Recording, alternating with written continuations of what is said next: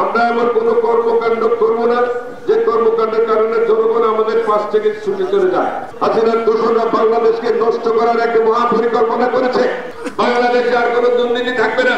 অবিলম্বে নির্বাচনের তারিখ ঘোষণা করে জনগণের ক্ষমতা জনগণের কাছে বুঝিয়ে জনগণের প্রতিনিধির কাছে হস্তান্তর করো। জনগণ যাকে ভালো মনে করবে তাকে ভোট দিবে। আমরা এমন কোন কর্মকাণ্ড করব না যে কর্মকাণ্ডের কারণে জনগণ আমাদের পাশ থেকে ছুটে চলে যায়। করবেন?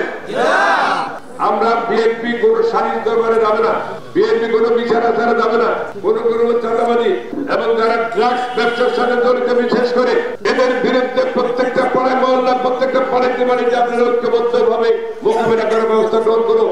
আইন প্রয়োগ করে সংস্থা তো হতবরণ অবস্থা, কারণ এরা আওয়ামী লীগের বারবার সাফ করতে এদের অস্তিত্ব এখন বিলীন হওয়ার পথে।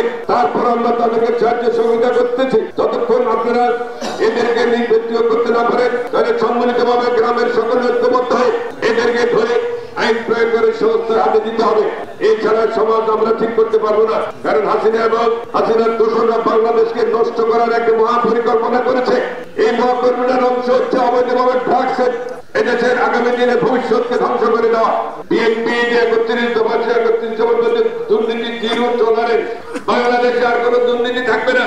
250-টিরও বেশি ডিজাইন অপশন নিয়ে ওয়ালটন স্মার্ট ফ্রিজ, বোঝে আপনার প্রয়োজন। বাংলাদেশে কোনো তদবির করে কোনো কাজ কায়দা করে সব সিস্টেমের মধ্যে আনা হবে।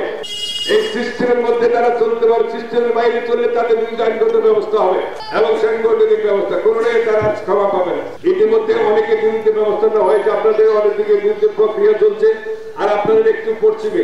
এদেরকে মোটামুটি আমরা খিসে আনতেছি। ফাইনাল খিচেড়ি যখন হবে তখন তারা বুঝবে মানুষের জমি জমা দখল করা, গরু দখল করা আর ওয়েট চুরি করা কি ভয়াবহ শাস্তি সেটা তারা সামনে দেখবে। এখন খুব আরাম আছে কদিনের জন্য সেটা আমরা প্রক্রিয়া করে আনতেছি। প্রক্রিয়া করে আনার পর তার কথাটা বোঝানো হবে। এই হলো আমাদের নীতি আদর্শ।